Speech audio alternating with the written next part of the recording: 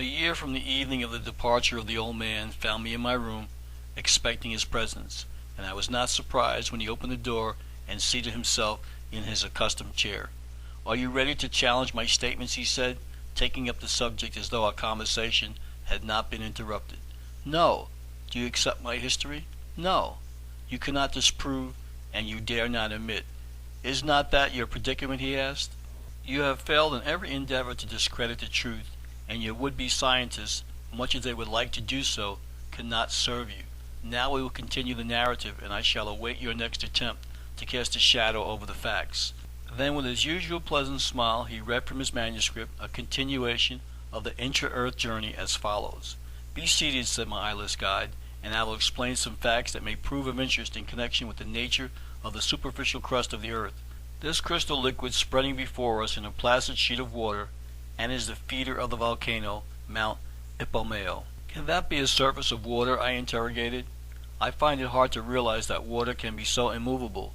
I suppose the substance before us to be a rigid material, like glass, perhaps." "There is no wind to ruffle this aqueous surface. Why should it not be quiescent? This is the only perfect smooth sheet of water that you have ever seen. It is in absolute rest, and thus appears a rigid level plane." "Grant that your explanation is correct," I said, "yet I cannot understand how a quiet lake of water can give rise to a convulsion such as the eruption of a volcano." "Not only is this possible," he responded, "but water usually causes the exhibition of phenomena known as volcanic action. The island of Ischia, in which the volcano crater Epomeo is situated, is connected by a tortuous crevice with a peaceful pool by which we now stand, and at periods, separated by great intervals of time, the lake is partly emptied by a simple natural process, and a part of its water is expelled above the earth's surface in the form of superheated steam which escapes through that distant crater. But I see no evidence of heat or even motion of any kind." "Not here," he replied. "In this place there is none. The energy is developed thousands of miles away, but since the phenomena of volcanic action are to be partially explained to you at a future day, I will leave that matter for the present. We shall cross this lake."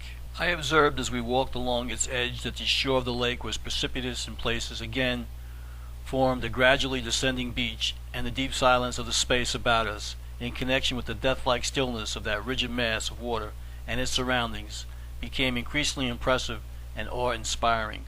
Never before had I seen such a perfectly quiet glass-like surface. Not a vibration or undulation appeared in any direction.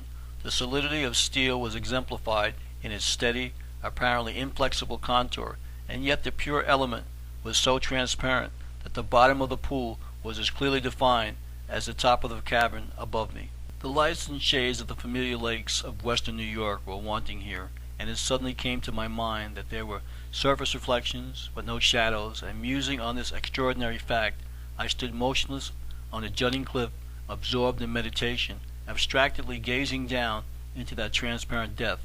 Without sun or moon, without apparent source of light, and yet perfectly illuminated, the lofty cavern seemed cut by that aqueous plane into two sections, one above and one below a transparent, rigid surface line.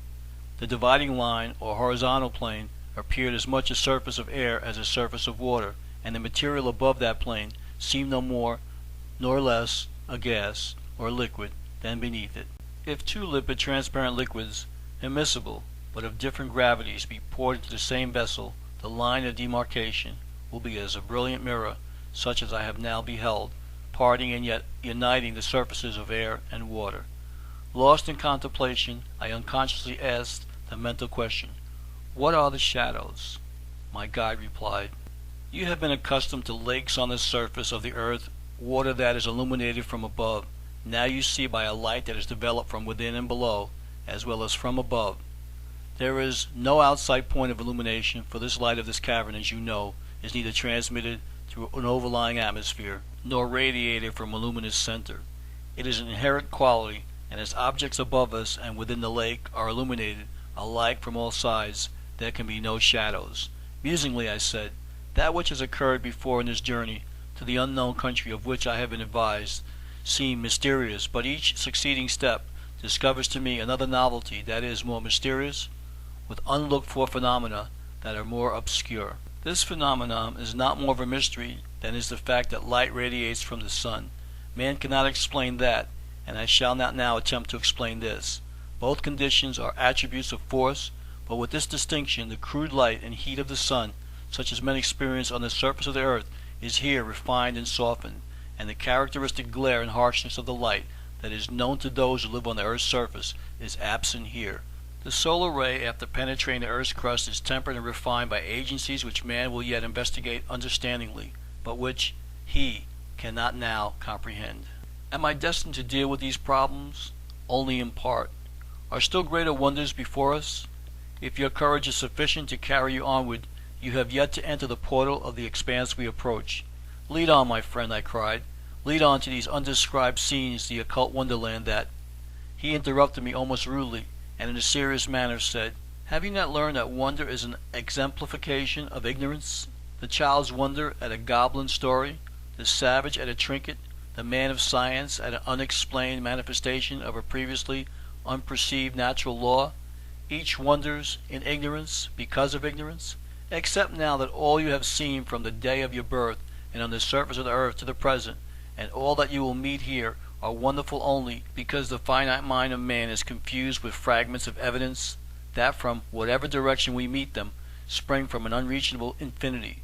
We will continue our journey." Proceeding farther along the edge of the lake, we came to a metallic boat. This my guide picked up as easily as though it were of paper, for it be remembered that gravitation had slackened its hold here. Placing it upon the water, he stepped into it, and as directed, I seated myself near the stern, my face to the bow, my back to the shore. The guide, directed in front of me, gently and very slowly moved a small lever that rested on a projection before him, and I gazed intently upon him as we sat together in silence. At last I became impatient and asked him if we would not soon begin our journey. "We have been on our way since we have been seated," he answered. I gazed behind with incredulity. The shore had disappeared, and a diverging wake of the ripples showed that we were rapidly skimming the water. "This is marvelous," I said. "Incomprehensible, for without sail or oar, wind or steam, we are fleeing over a lake that has no current." "True, but not marvelous. Motion of matter is a result of disturbance of energy connected therewith. It is not scientifically demonstrated, at least in theory, that if the motion of the spirit that causes the magnetic needle to assume its familiar position were really arrested in the substance of the needle, either the metal would fuse and vaporize, or, if the forces do not appear in some other form, such as heat, electricity, magnetism, or other force, the needle will be hurled onward with great speed."